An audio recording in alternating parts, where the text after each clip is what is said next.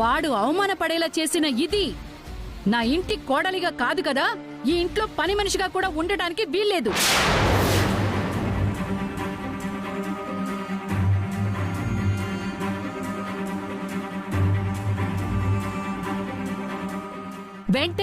వెంటనే దీనికి విడాకులు ఇప్పిస్తాను.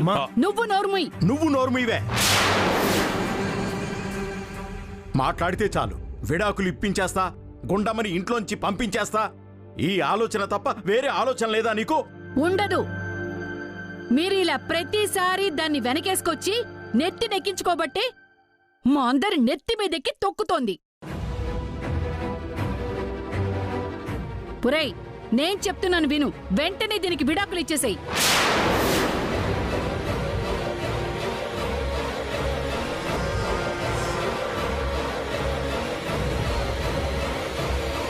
ఆయన ఇస్తానన్నా నేను విడాకులు ఇవ్వనత్తయ్యా.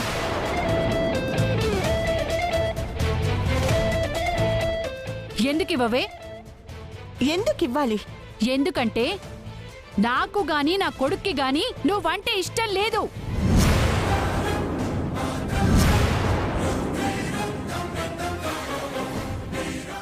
కానీ నాకు మీ అందరూ ఇష్టం. ఈ కుటుంబం నాది. నేను ఆయనకు అక్కర్లేకపోయినా నాకాయన కావాలి, నేను బ్రతికున్నంత వరకు.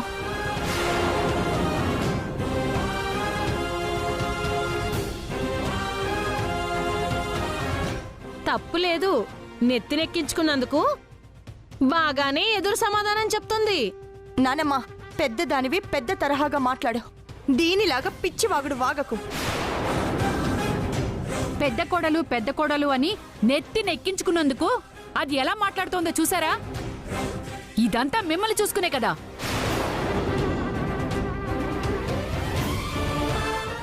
నా గురించి మావయ్య గారిని నిందించాల్సిన అవసరం లేదత్తయ్యా. ఆయన్ని నలుగురిలో అవమానించాలను, మీ అందరినీ ఎదిరించి మాట్లాడాలను నేనిదంతా చేయలేదు. ఈరోజు ఇది మీ అందరికి తప్పుగా అనిపించింది.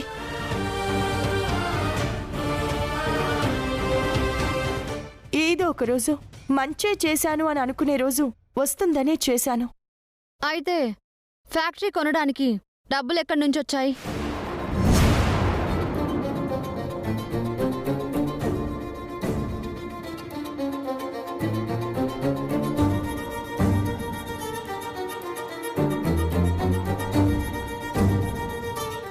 మాట్లాడవేంటే? అంత డబ్బు నీకెక్కడి నుంచి వచ్చింది? ఇంట్లో కన్నం వేశావా?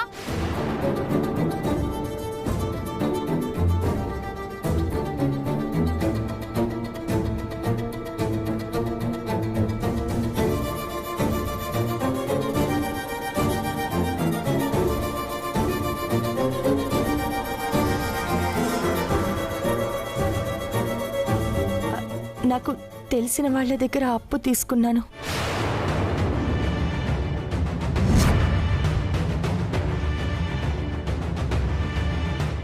అంతేనా? లేక నీకు ఇంట్లో సపోర్ట్ చేసే వాళ్ళ దగ్గర చెయ్యి చాచి మాకు నామాలు పెట్టావా? అంటే నా వల్ల కానిది నువ్వు చేస్తాను అంటావు, అంతేగా? అవునండి. చెయ్యకపోతే ఏంటి?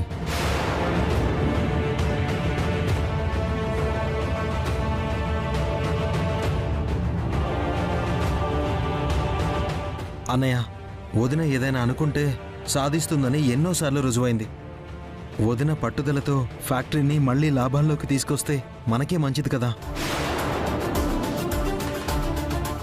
ఎంతో చదువుకున్న వాళ్ళు మన వ్యాపారాలన్నింటినీ ఒంటి చేత్తో నడిపిస్తున్న బావగారికి చేత కాని పని దీనివల్ల అవుతుందా? గుండమ్మ తలుచుకుందంటే ఏదైనా సాధించగలలోకే. తాతయ్య, ఇంకా చాలా ఆపండి. ఓ పక్క నాన్న, మరో పక్క మీరు ఇలా ఇష్టం వచ్చినట్టు మాట్లాడబట్టే ఇది ఇలా ఇష్టం వచ్చినట్టు చేస్తుంది. చూడు, నీకు నలుగురిలో నేను తలెత్తుకొని తిరగాలని ఉందా లేదా? ఆ ఒక్క విషయం చెప్పు. మీరు తలదించుకునే పని నేనెప్పుడు చెయ్యాలి అనుకోలేదండి. అయితే మరిప్పుడు జరిగిన ఆక్షన్ని నేను క్యాన్సిల్ చేస్తాను. నువ్వు కొన్న ఆ ఫ్యాక్టరీని వదులుకుంటున్నట్టుగా డాక్యుమెంట్స్ రెడీ చేస్తాను. సంతకం పెట్టు.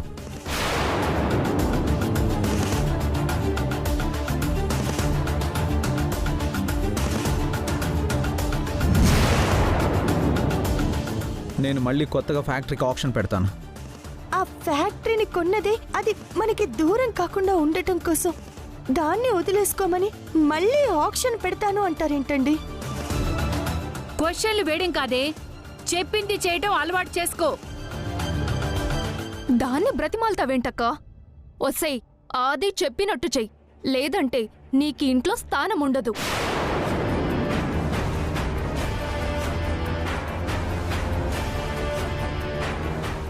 మాట్లాడవేంటే? మీరు డాక్యుమెంట్స్ రెడీ చేయండి బావగారు. సంతకం ఎలా పెట్టదో చూద్దాం.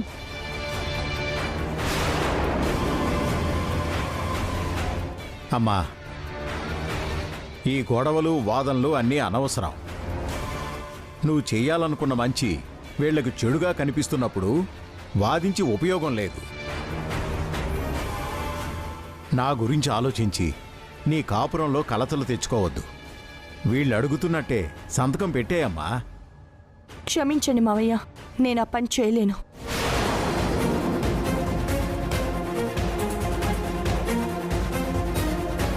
అంటే ఏంటే? అమ్మా, నువ్వు ఆగు. అంటే నష్టాల్లో ఉన్న ఆ ఫ్యాక్టరీని లాభాల్లోకి తెస్తాను అంటావు. తేగలను అనే నమ్మకం నాకుందండి. తేలేకపోతే?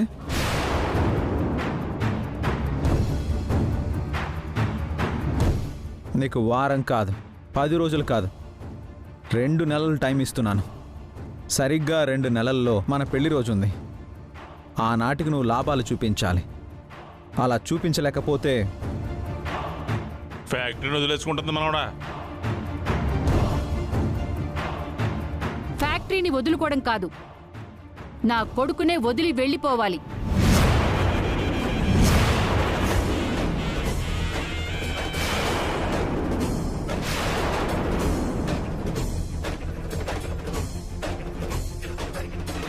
చెప్పు. 2 నెలల్లో ఫ్యాక్టరీని లాభాల్లోకి తేలేకపోతే నా కొడుక్కి విడాకులిచ్చి వెళ్ళిపోవాలి. దానికి ఒప్పుకుంటావా లేదా?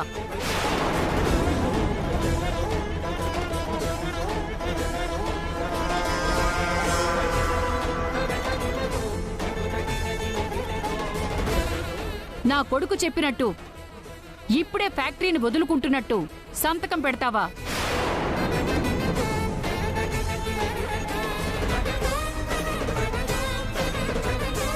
ఇదిగో బావగారు, మీరేమైనా నచ్చజెప్పాలి అనుకుంటే ఇప్పుడే చెప్పండి మీ కోడలికి.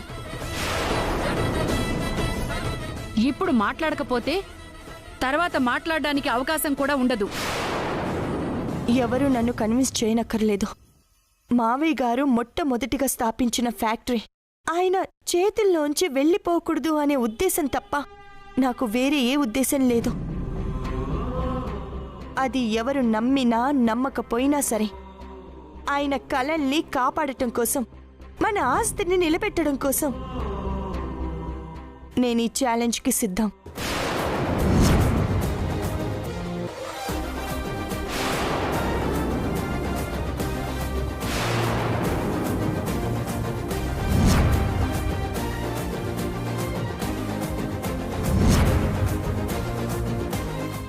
రెండు నెలల్లో ఫ్యాక్టరీని లాభాల్లోకి తెచ్చి మీకు చూపిస్తానండి. నీ ఛాలెంజ్ నిలబెట్టుకోవడం కోసం ఫ్యాక్టరీలో ఎలాంటి ఒడిదుడుకులు వచ్చినా ₹1 కూడా ఇంట్లో నుంచి వాడకూడదు. అది గుర్తుంచుకో.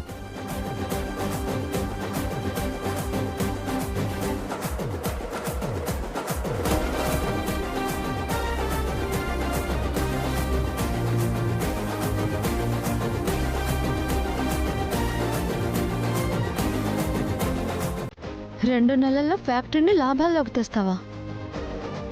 ఎలా తెస్తావో నేను చూస్తాను.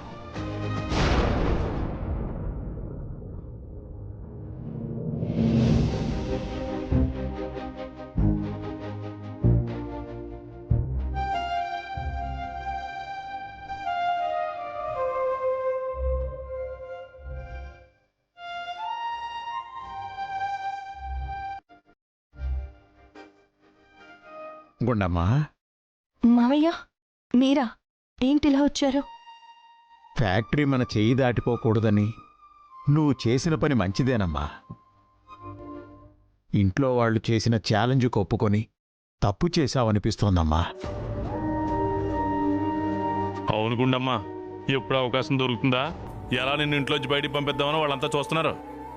అంటే ఈ ఛాలెంజ్లో నేను గెలుస్తాననే నమ్మకం మీకు కూడా లేదా తాతయ్య?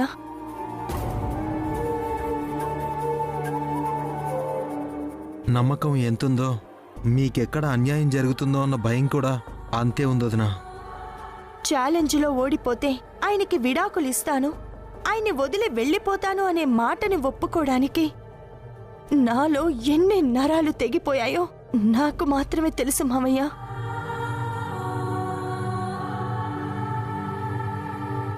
కానీ ఏం చేయను? ఛాలెంజ్కి ఒప్పుకోకపోతే ఫ్యాక్టరీని వదులుకుంటున్నట్టు ఇప్పుడే సంతకం పెట్టమంటున్నారు.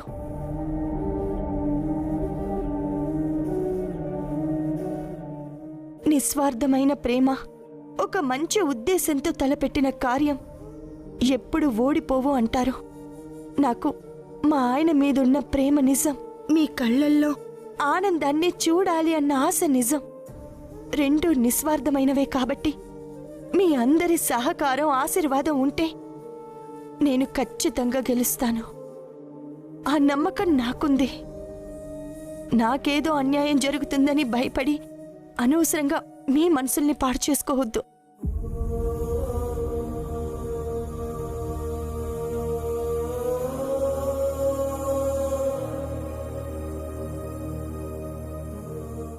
మంచితనాన్ని అర్థం చేసుకోలేని మూర్ఖులు నా కుటుంబ సభ్యులైతే ఇంటి పెద్ద కన్నీటిని తొడవడానికి, తలకు మించిన భారాన్ని మోయడానికి సిద్ధపడిన ఉత్తమురాలయ్యా నా కోడలు.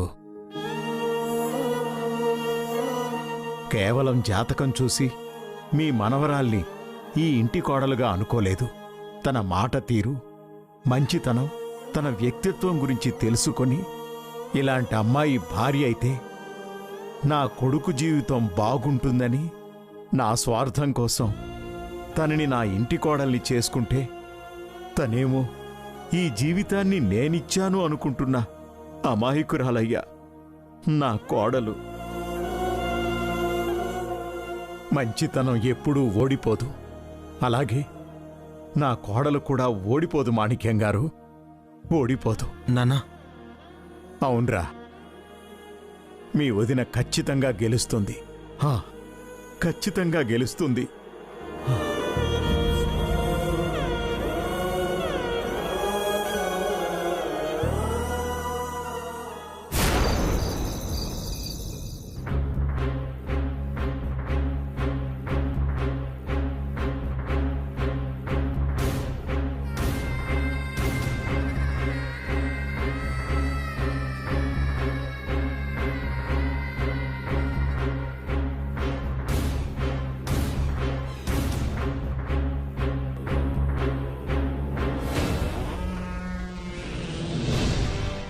అమ్మో, ఈయన్ని చూస్తుంటే నేల మీద నడుస్తున్నట్టు లేదు, నిప్పుల మీద నడుస్తున్నట్టుంది.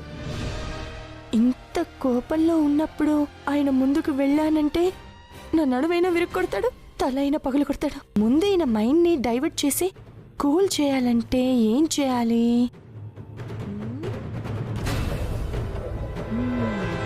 Yes.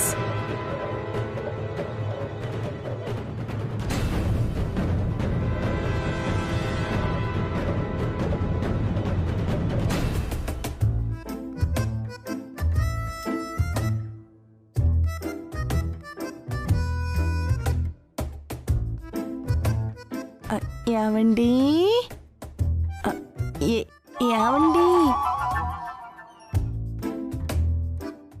మౌన్ తిప్పుకోవడం కాదు, మీకు దమ్ముంటే, నా వైపు చూసే ధైర్యం ఉంటే ఇటు చూడండి.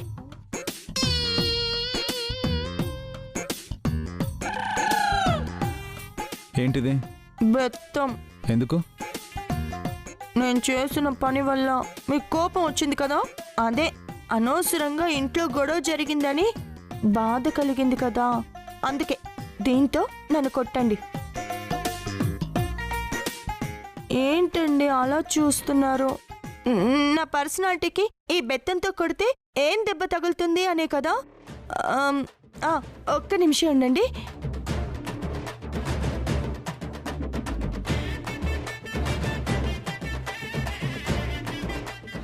ఇదిగోండి రోకుల బండ, పట్టుకోండి. పట్టుకోండి. మీ కోపం తగ్గడానికి నా తల పగలగొడతారో నా నడుం విరగొడతారో అది మీ ఇష్టం. కూర్చోండి. అయ్యో, నడుం మీద వద్దులేండి. నా నడుం విరిగితే మళ్ళీ మీరే నాకు సేవలు చేయాలి. కాబట్టి తల మీద కొట్టండి. ఇదిగో సరిగ్గా ఇక్కడ ఇక్కడ మిడిల్లో కొట్టండి. దెబ్బకి కపాలం పగిలి బ్రెయిన్ బయటికి రావాలి. ఏంటి నాటకాలు ఆడుతున్నావా? లేదండి, మీరు అలా కోపంగా ఉంటే నాకు చాలా భయం వేస్తుంది. అందుకే దండించమని అంటున్నా. నేను కోపంగా ఉన్నానని నీకెవరు చెప్పారు? నాకే కోపం లేదు. లేదండి, మీరు చాలా కోపంగా ఉన్నారు. లేదని చెప్తున్నాను కదా. అది అబద్ధం. కావాలంటే మీరే చెక్ చేసుకోండి. నిజమండి, మనం ఏ పరిస్థితుల్లో ఉన్నామో డాక్టర్ వచ్చి చెప్పక్కర్లేదు. 5 నిమిషాలు కళ్ళు మూసుకుంటే కనిపించే కలర్లను బట్టి మనం ఏ స్థితిలో ఉన్నామో తెలుసుకోవచ్చు. ఏంటి సైన్స్ పాఠాలు చెప్తున్నావా?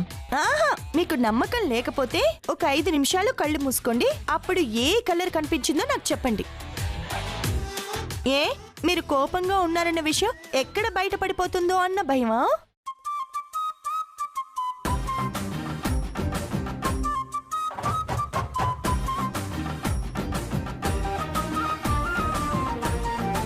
ఇప్పుడు కళ్ళు తెరవండి. ఏ కలర్ కనిపించింది? రెడ్. రెడ్ అంటే కోపంగా ఉన్నట్టు. ఆహా, అవునండి, మీకు తెలీదా? వైట్ కలర్ ఉన్నట్టు కనిపిస్తే అది ప్రశాంతంగా ఉన్నట్టు. అదే గ్రీన్ కలర్ కనిపిస్తే సంతోషంగా ఉన్నట్టు. ఎల్లో కలర్ కనిపిస్తే ప్రేమతో ఉన్నట్టు. ఏ కలర్ కనబడకపోతే అయోమయంలో ఉన్నట్టు. నన్ను కూల్ చేయాలని ఈ కథలని చెప్తున్నావు కదా? కాదండి, నేను చేసింది మంచి పని అని నేను చెప్పినా మీరు నమ్మరు. కానీ అదే నిజమని చెప్తున్నాను. ఇప్పుడు ఏమంటున్నావు? నాకు చేత కానిది నీ వల్ల అవుతుంది అంటున్నావు, అంతే కదా?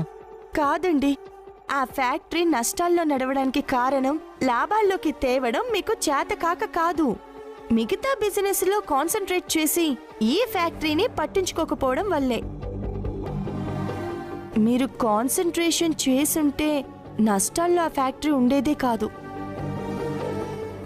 మామయ్య గారు బాధపడుతూ ఉంటే ఆయన బాధ చూడలేకే నేను ఆ ఫ్యాక్టరీని తీసుకున్నాను. కానీ లేదంటే మీ విషయాల్లో నేనెందుకు ఇన్వాల్వ్ అవుతాను? ఆయన నీకు మామయ్య గారైతే నాకు కన్న తండ్రి, నీకంటే ఎక్కువ. ఆయన మీకు అంత ఎక్కువైనప్పుడు ఆయన్ని బాధ పెట్టడం కరెక్టేనా? అందుకే మన ఫ్యాక్టరీని తీసుకున్నాను. తీసుకున్నావుగా, ఇప్పుడు ఏం చేస్తావో చేసి చూపించు. మీ బ్లెస్సింగ్స్ ఉంటే నేను ఏమైనా చేయగలను. బ్లెస్సింగ్సా? ఎందుకు ఇలా నా బ్లెస్సింగ్స్? ఎందుకు ఇవ్వాలి? అక్కడ ఫ్యాక్టరీ కొని నలుగురిలో నన్ను చులకన చేసిన చాలక ఇంటికి వచ్చి మా అమ్మతో పెద్ద పుడింగ్లా ఛాలెంజ్ చేస్తావా? 2 నెలల్లో ఫ్యాక్టరీని లాభాల్లోకి తేకపోతే నాకు విడాకులు ఇచ్చేస్తానని అన్నావు కదా. అంటే నాకు విడాకులు ఇచ్చేయాలని మీకు ఉందా? విడాకుల టాపిక్ నేను తెచ్చానా? అత్తయ్య గారు తెచ్చారు కదా. ఆవిడ టాపిక్ తెచ్చినప్పుడే అయ్యో అత్తయ్య అలా అంటారేంటి? సరే, మీ అందరి ఇష్ట ప్రకారమే చేస్తాను అని అనొచ్చుగా. అంటే ఫ్యాక్టరీని వదులుకోమంటారా? నాకంటే నీకు ఆ ఫ్యాక్టరీనే ఎక్కువ. మావయ్య గారు ఎక్కువ. అసలు ఆయనే లేకపోతే మనమంతా ఎక్కడుండేవాళ్ళం? సరే, నాకిదంతా అనవసరం. నువ్వేం చేస్తావో చేసుకో. ఏం చేస్తాను? గెలిచి చూపిస్తాను. దీన్నే బలుపు అంటారు. ఇప్పటి వరకు నేను ఏ విషయంలోనైనా ఓడిపోయినా చెప్పండి. లేదు. ఎప్పుడైనా ఏదో తప్పు చేశానా? లేదు, కానీ ఇప్పుడు చేసింది తప్పే. గతంలో కూడా ఎన్నోసార్లు ఎన్నో విషయాల్లో ఇలాగే అన్నారు, తర్వాత నన్ను మెచ్చుకున్నారు. సరేనే, సరే, ఈ విషయంలో కూడా నువ్వు గెలిస్తే చప్పట్లు కొడతాను, సరేనా? థ్యాంక్ యూ అండి. కానీ ఒక్క విషయం, ఛాలెంజ్ చేసుకుంది మా అమ్మ, నువ్వు. ఎవరు గెలిచినా ఎవరు ఓడిపోయినా నేను మాత్రం ఎలాంటి జోక్యం చేసుకోను. అంటే నువ్వు ఓడిపోతే మా అమ్మ చెప్పింది జరుగుతుంది.